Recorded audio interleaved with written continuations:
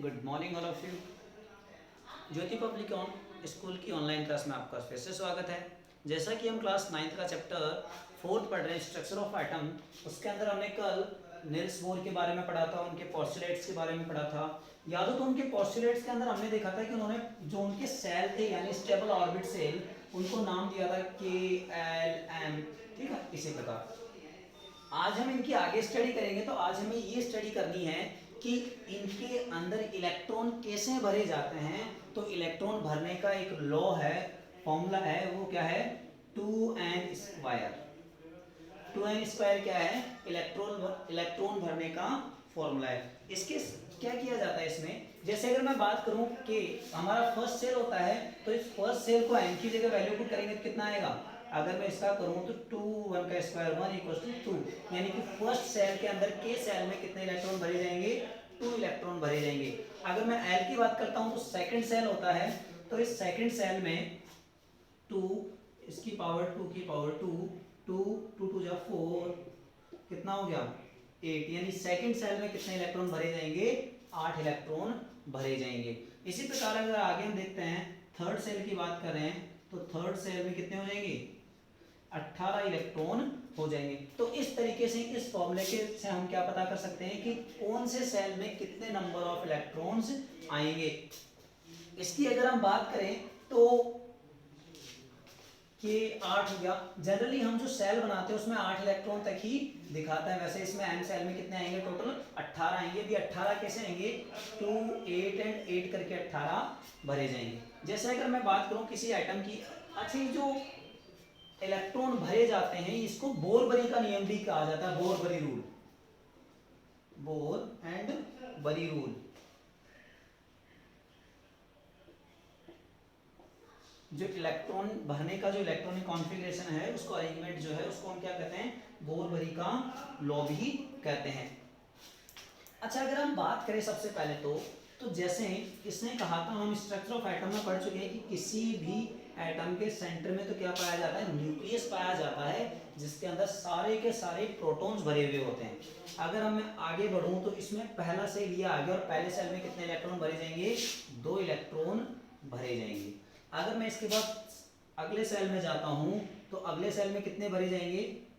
8 भरे जाएंगे, यानी 1 2 3 4 5 6 7 और 8 इलेक्ट्रॉन। अगर मैं और अगली आगे बात करता हूं तो अगले सेल में टोटल तो 18 भरे जाएंगे, लेकिन हम इसमें 100 कितने करेंगे? 8 इलेक्ट्रॉन हम इसमें 100 करेंगे। कैसे? 1 2 3 4 5 6 7 और 8। तो टोटल इसी तरीके से हम आगे बढ़ते जाएंगे, और नंबर ऑफ सेल्स जैसे जैसे बढ़ते जाएंगे हम उनमें इलेक्ट्रॉन्स भरते जाएंगे। जैसे अगर मैं आपको कुछ एग्जांपल्स देता हूं, जैसे अगर मैं सबसे पहले तो मैं 20 तक आपको क्या कर देता हूं। सबसे पहले अगर मैं बात करूं तो जैसे हाइड्रोजन लिखता हूं, हाइड्रोजन के बाद में hydrogen, helium, lithium, beryllium, boron, carbon, nitrogen, oxygen, fluorine, neon, argon, sodium, magnesium, aluminium. ये 13 तक हो गई। अगर मैं 13 तक बात करूं तो एटॉमिक नंबर 1 2 3 4 5 6 7 8 9 6 8 9 10 11, फ्लोरीन 11, एक मिनट, आर्गन गलत बारे लिख दिया मैंने यहाँ पर, 11 12 और 13। अगर मैं बात करूं तो ये इसका एटॉमिक नंबर है, और जितना एटॉमिक नंबर है इसका मतलब क्या है? उसमें उतने ही प्रोटॉन और उतने ही उसमें इलेक्ट्रॉन पाए जाएंगे। तो अगर मैं सबसे पहले हाइड्रोजन की बात करता हूं तो हाइड्रोजन में ये हमारा हाइड्रोजन का न्यूक्लियस हो गया, और ये हमारा हाइड्रोजन में कितने इलेक्ट्रॉन होगा? 1 इलेक्ट्रॉन होगा। तो ये इसने 1 यहाँ पर बन गया। मैं बात करता हूँ हीलियम की, तो हीलियम में हमारे क्या होगा? ये मैं न्यूक्लियस हो गया, और इस न्यूक्लियस के फर्स्ट सेल के अंदर क्या हो गया? 2 इलेक्ट्रॉन भरे जाएंगे।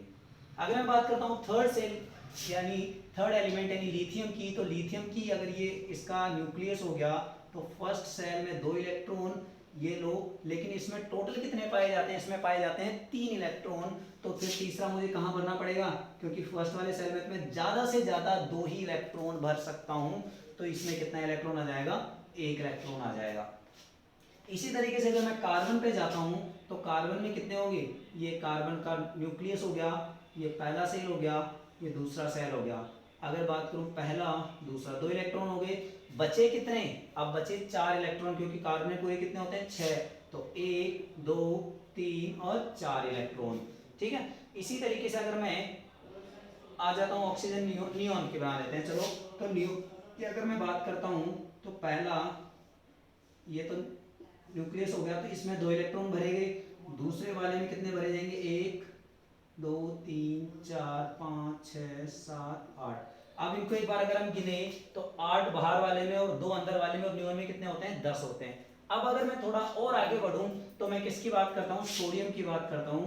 तो सोडियम में कितने हो जाएंगे, ये तो हो गया इसका न्यूक्लियस, ये पहला सेल जिसमें कितने इलेक्ट्रॉन भरे जाएंगे, 2 सेल, ये दूसरा सेल, इसमें कितने इलेक्ट्रॉन भरे जाएंगे, 8, तो ये हो गए 8, और तीसरा जो सेल होगा उसमें कितने भरे जाएंगे, क्योंकि इसमें 11 है, तो 2 और 8 10 और 1 11। तो इस तरीके से हमारे आगे इलेक्ट्रॉन भरे जाते हैं। अब अगली अगर इसमें हम बात करते हैं तो हमारे पास वैलेंसी की बात आती है, और वैलेंसी की अगर हम देखें तो वैलेंसी हम कैसे भरते हैं कि हमने पिछले चैप्टर में भी डिस्कस किया था कि जैसे ये है, अगर मैं इसको देखूं तो ये किसका बन रहा है, 2 और 8 10, और बाहर वाले में 8, यानी टोटल 18 इलेक्ट्रॉन हैं, और 18 इलेक्ट्रॉन किसमें होंगे, बिना किसी चार्ज की अभी हम बात नहीं कर रहे हैं, तो 18 इलेक्ट्रॉन किसमें होंगे, आर्गन के अंदर। तो आर्गन का जो अगर हम एटम देखेंगे तो वो इस तरीके से उसमें इलेक्ट्रॉन्स का अरेंजमेंट होगा। अब मैं अगर देखता हूं कि आर्गन की वैलेंसी कितनी, अब देखो किसी भी एटम को स्टेबल होने के लिए फर्स्ट सेल है तो 2 इलेक्ट्रॉन, बाकी उसके बाद की अगर हम बात करें तो मैक्सिमम से मैक्सिमम 8 इलेक्ट्रॉन, यानी हर एटम ये चाहता है कि मेरे आउटर मोस्ट सेल के अंदर कितने इलेक्ट्रॉन हो जाएं, 8 हो जाएं। अब 8 हो या तो लेकर हो किसी से या फिर किसी को देकर हो, अपने वाले इलेक्ट्रॉनों में से किसी को देगा या फिर अपने वालों में से किसी को इलेक्ट्रॉन लेगा। जैसे मैं हाइड्रोजन की बात करूं, हाइड्रोजन के पास बेचारे के पास पहले से 1 इलेक्ट्रॉन है, और अगर ये भी किसी को दे देगा तो इसके पास तो कुछ बचेगा ही नहीं। तो जनरली ये क्या बनाता है, नहीं देता है, लेकिन जब ये हाई इलेक्ट्रोनेगेटिव एलिमेंट्स जैसे क्लोरीन हुआ, फ्लोरीन हुआ, ऑक्सीजन हुआ, इनके साथ में रिएक्शन करता है तो वो क्या है, हाई इलेक्ट्रोनेगेटिव है। और इलेक्ट्रोनेगेटिव की अगर मैं बात करूं तो इलेक्ट्रोनेगेटिविटी का मतलब होता है tendency to attract shared pair of electron toward itself. यानी कि जैसे मैं बात करूं HCl की, तो हाइड्रोजन इसका 1 इलेक्ट्रॉन यहां और क्लोरीन इसका 1 इलेक्ट्रॉन यहां, क्लोरीन के बाहर वाले में 7 होते हैं, तो ये हमने 7 इलेक्ट्रॉन इसके बना दिए। अब क्लोरीन की क्या है, इलेक्ट्रोनेगेटिविटी काफी ज्यादा होने की वजह से ये क्या करता है, इस हाइड्रोजन का जो ये इलेक्ट्रॉन है ना, इसको भी क्या करता है, अपनी ओर खिसका लेता है, अपनी ओर खिसका कर यहां रखवा लेता है। अब देखो ये जो इलेक्ट्रॉन से ही इस वाले से दूर हो गए, यानी कि ये जो बॉन्ड है इसमें 2 इलेक्ट्रॉन है वो हाइड्रोजन से, और जब ये अलग अलग होंगे तो इसका इलेक्ट्रॉन भी कौन लेकर चला जाएगा, क्लोरीन लेकर चला जाएगा, और हाइड्रोजन क्या ऊपर क्या आ जाएगा, पॉजिटिव। हमने बात करी थी जो इलेक्ट्रॉन देता है, यानी कि जो डोनेट करता है, डोनेट कौन करता है, जिसके ऊपर पॉजिटिव चार्ज होता है, और क्लोरीन इलेक्ट्रॉन लिया तो ये क्या करेगा, नेगेटिव, यानी कि ये बन गया कैटाइन और ये बन गया एनाइन। तो यहां पर हाइड्रोजन क्या कर रहा है, आयोनिक बॉन्ड बना रहा है। अगर हम बात करें कि हमने बात की हीलियम की, तो हीलियम के बाहर आउटर मोस्ट में हमने कहा था कि फर्स्ट सेल है ना, और फर्स्ट सेल को हमने क्या नाम दिया था, उसने फर्स्ट सेल को नाम दिया था K, दूसरे को L और तीसरे को M। इसी तरीके से उसने नाम दिया था इन सेल्स का। ये न्यूक्लियस है, याद रखना ना, न्यूक्लियस, ठीक है, न्यूक्लियस का यानी पॉजिटिव चार्ज है इसके अंदर। तो इस तरीके से उसने नाम दिया। अब K के अंदर हम ज्यादा से ज्यादा 2 इलेक्ट्रॉन भर सकते हैं, उसके बाद 8 इलेक्ट्रॉन हम भरेंगे। जैसे अगर मैं बात करता हूं, यहां हमने बनाया लिथियम का, तो लिथियम के अगर इसकी बात करें तो फर्स्ट यानी K सेल में 2 इलेक्ट्रॉन हो गए, और जैसे ही L सेल पे उसमें कितने इलेक्ट्रॉन है, 1। तो जो आउटर मोस्ट सेल यानी कि ये जो बाहर वाला सेल है ना, ये तो कहलाता है क्या, वैलेंस सेल। क्या कहलाता है ये वैलेंस सेल कहलाता है। किसी भी एटम का जो सबसे बाहर वाला सेल है वही उसका क्या कहलाता है, वैलेंस सेल कहलाता है। और इस वैलेंस सेल के अंदर जितने इलेक्ट्रॉन होंगे वो क्या कहलाएंगे, वो इसके वैलेंस सेल इलेक्ट्रॉन कहलाएंगे, यानी कि वैलेंस इलेक्ट्रॉन कहलाएंगे। और ये जो वैलेंस इलेक्ट्रॉन हैं, अब इनकी हम वैलेंसी निकालते हैं। तो वैलेंसी कैसे निकालते हैं कि देखो, वैलेंसी अगर मैं जनरल भाषा में बात करूं तो वैलेंसी का मतलब है कितने इलेक्ट्रॉन की लेन देन कर रहा है, कितने इलेक्ट्रॉन की लेन देन कर रहा हो, किसके लिए, अपने आप को स्टेबल करने के लिए। हर एलिमेंट, हर एटम अपने आप को स्टेबल करने के लिए कुछ इलेक्ट्रॉन्स, केवल हम नोबल गैसेस को छोड़ दें तो उनके अलावा बाकी के जितने भी एलिमेंट्स हैं वो अपने आप को स्टेबल करना चाहते हैं, और स्टेबल के साथ में वो क्या करते हैं, इलेक्ट्रॉन का लेन देन करते हैं, यानी ट्रांसफर करते हैं। अगर वो इलेक्ट्रॉन डोनेट कर रहे हैं तो हमारी वैलेंसी हमेशा प्लस में आएगी, और अगर वो इलेक्ट्रॉन को ले रहे हैं तो हमारी वैलेंसी हमेशा नेगेटिव में आएगी। जैसे मैं सोडियम की बात करूं तो सोडियम का हमने यहाँ स्ट्रक्चर बना रखा है। सोडियम में क्या होगा कि देखो, इसमें कितने इलेक्ट्रॉन, 2 इलेक्ट्रॉन। सेकंड सेल में कितने इलेक्ट्रॉन, 8 इलेक्ट्रॉन। थर्ड सेल की अगर हम बात करें तो केवल 1 इलेक्ट्रॉन, हो गए 11। तो ये क्या करेगा, अब देखो इसको आउटर मोस्ट, अभी तो ये है वैलेंस सेल इसका, और आउटर मोस्ट यानी वैलेंस इलेक्ट्रॉन कितना है इसमें, 1 है। अब मुझे ये बताओ, इसको आउटर मोस्ट अगर मैं इसको हटा ही दूं इस इलेक्ट्रॉन को, तो ये पूरा सेल खत्म हो जाएगा, और ये सेल खत्म हो जाएगा तो क्या होगा, इसका आउटर मोस्ट ये बचेगा, और ये बचेगा तो इसमें कितने इलेक्ट्रॉन हैं, 8 इलेक्ट्रॉन। तो ये अपने आप क्या हो गया, स्टेबल हो गया। अब ये क्या चाहता है, ये जो सोडियम है वो ये चाहता है कि मेरे इस बाहर वाले में जो 1 इलेक्ट्रॉन है मैं इसको क्या कर दूं, किसी को दे दूं, और अगर मैं किसी को दे दूंगा तो मेरा ये सेल ही खत्म हो जाएगा और मैं क्या हो जाऊंगा, स्टेबल हो जाऊंगा। तो इसने कितने इलेक्ट्रॉन दिए, तो जितने इलेक्ट्रॉन की लेन देन करता है वही क्या कहलाती है, उसकी वैलेंसी कहलाती है। तो मैं कुछ एलिमेंट्स की आपको वैलेंसी बता रहा हूं। एक टेबल बनाते हैं हम लोग और उसके हिसाब से हम आगे क्वेश्चन करते हैं।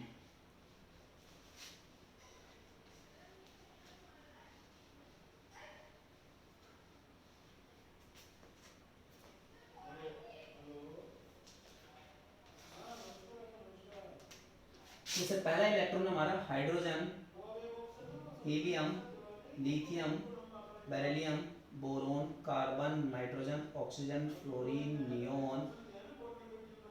नियोन, सोडियम,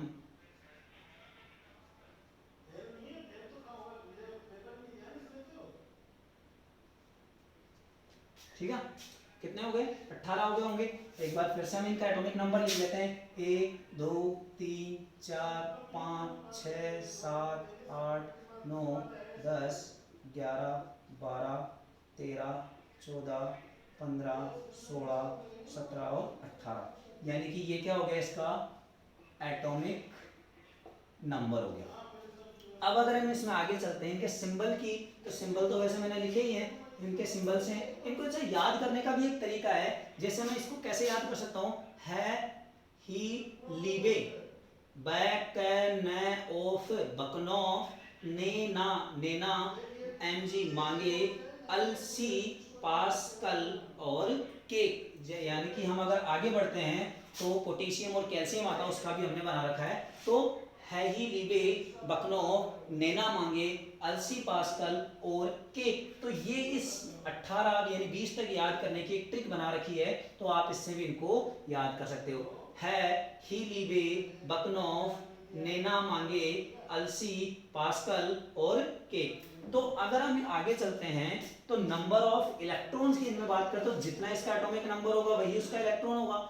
और अगर इनका इलेक्ट्रॉनिक कॉन्फ़िगरेशन में लिखता हूं तो इसका तो 1 होगा, इसका 2, यानी कि ये के सेल है और के एल एन, ठीक है।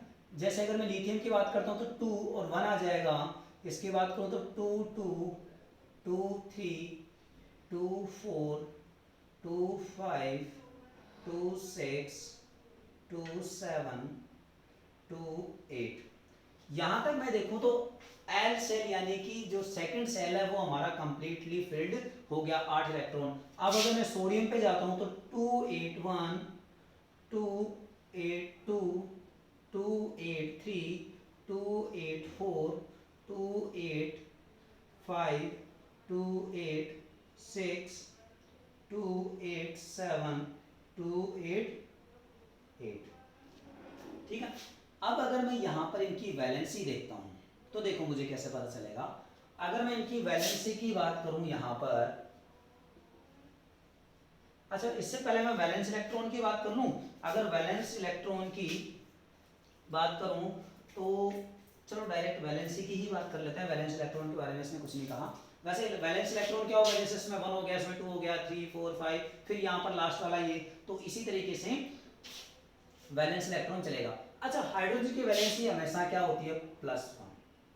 क्या होती है, +1 इसकी वैलेंसी होती है। अगर मैं इसकी बात करता हूं तो इसकी कितनी होगी हीलियम की, वैसे तो हीलियम के पास तो 0 होगी, लेकिन या फिर ये क्या करेगा +2 यानी कि वैलेंसी शो कर देगा। वैसे ये 0 वैलेंसी शो करता है, कोई क्यों नहीं करता, क्योंकि हीलियम को 2 इलेक्ट्रॉन चाहिए और वो स्टेबल है। अब मुझे बताओ अगर कोई किसी की आराम से बढ़िया सरकारी नौकरी है जिसमें बढ़िया पैसा है तो वो क्यों फालतू की मेहनत करेगा, उसको जरूरत ही नहीं है। जब दूसरे करना चाह रहे हैं वो तो ये ऑलरेडी करके बैठा है। यानी हाइड्रोजन चाहता है मेरे बाहर वाले में 2 हो जाए या 0 हो जाए, लेकिन अब जैसे ये क्या चाहेगा, लिथियम चाहेगा कि मेरे बाहर वाले में 2 हो जाए, तो ये क्या करेगा 1 इलेक्ट्रॉन का डोनेशन बाहर देगा।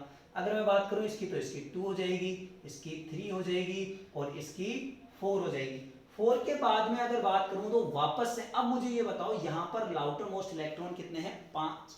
5 का मतलब इसको 8 करने के लिए क्या चाहिए, या तो ये 2 करे तो 2 करने के लिए इसको 5 निकालने पड़ेंगे, और या फिर ये क्या करे अपने आउटर मोस्ट में 3 इलेक्ट्रॉन और ले ले।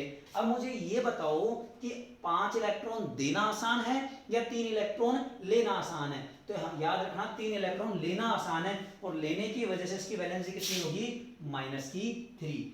इसकी कितनी होगी -2, इसकी -1 और इसकी वापस से 0, क्योंकि इसके आउटर मोस्ट में कितने 8 इलेक्ट्रॉन, ना तो ये इलेक्ट्रॉन लेगा और ना ही इलेक्ट्रॉन देगा। इसकी वैलेंसी वापस से +1 2 3 4 के बाद में वापस से -3 -2 माइनस और 0। तो ये क्या हो गई इनकी वैलेंसी हो गई। कैसे निकाली, इसमें 1 था 1 हो गई, इसमें 2 थे 2 हो सकते हैं तो बाहर वाले में 0, और अब आपको कि सर इसमें भी 2 था और इसमें भी आउटर मोस्ट में 2। भैया ये फर्स्ट सेल है, फर्स्ट सेल का मतलब फर्स्ट में 2 स्टेबल होता है, लेकिन सेकंड वाले में 2 स्टेबल नहीं होता। फर्स्ट वाले में स्टेबल कितना होता है, सेकंड वाले में 8 और फर्स्ट वाले में 2 स्टेबल होता है। ठीक है, तो इस तरीके से हम क्या कर सकते हैं, वैलेंसी निकाल सकते हैं। अब एटॉमिक मास हम पिछले चैप्टर में पढ़ चुके हैं। एटॉमिक मास में फिर से रिवाइज करा देता हूं। एटॉमिक मास की अगर मैं बात करूं तो ये क्या होता है, number of proton plus number of neutron present in atom. किसी एटम के अंदर कितने प्रोटॉन प्रेजेंट है और कितने इलेक्ट्रॉन प्रेजेंट है, वो क्या कहलाएंगे, उसके एटॉमिक मास कहलाएगा। और इसको हम डिनोट करते हैं किससे, जेड से हम इसको डिनोट करते हैं। आगे अगर हम चलते हैं इसमें तो एटॉमिक मास निकालने के बाद में हमारे पास क्या बचता है, आइसोटॉप्स आता है। आइसोटॉप्स क्या होता है, वैसे तो मैंने बात करी थी कि डाल्टन ने इसके बारे में कोई जानकारी नहीं दी थी। आइसोटॉप्स का मतलब क्या होता है, when an element having same atomic number but different mass। जब कोई एलिमेंट के सेम एटॉमिक नंबर लेकिन मास डिफरेंट हो तो वो क्या कहलाएगा। जैसे अगर मैं बात करूं कार्बन की तो कार्बन 12 और कार्बन 14, यानी अगर इन दोनों में देखूं तो number of atomic number same है लेकिन दोनों का मास क्या है, अलग अलग है। ऐसे ही और एग्जांपल ले सकते हैं 1H1 1H2 1H3, यानी यहां पर इन तीनों का एटॉमिक नंबर 1 है लेकिन मास तीनों का अलग अलग है। तो अब अगर हम इसमें आगे देखते हैं अच्छा ये जो आइसोटॉप्स हैं ये, अच्छा इसके बाद में एक और वर्ड आता है, वो आता है आइसोबार। आइसोबार की अगर मैं बात करूं तो आइसोबार क्या है, जस्ट इसका उल्टा हो जाएगा आइसोबार। आइसो का मतलब तो होता है सेम और बार का मतलब होता है वजन, ठीक है। तो आइसो का वैन टू डिफरेंट एलिमेंट्स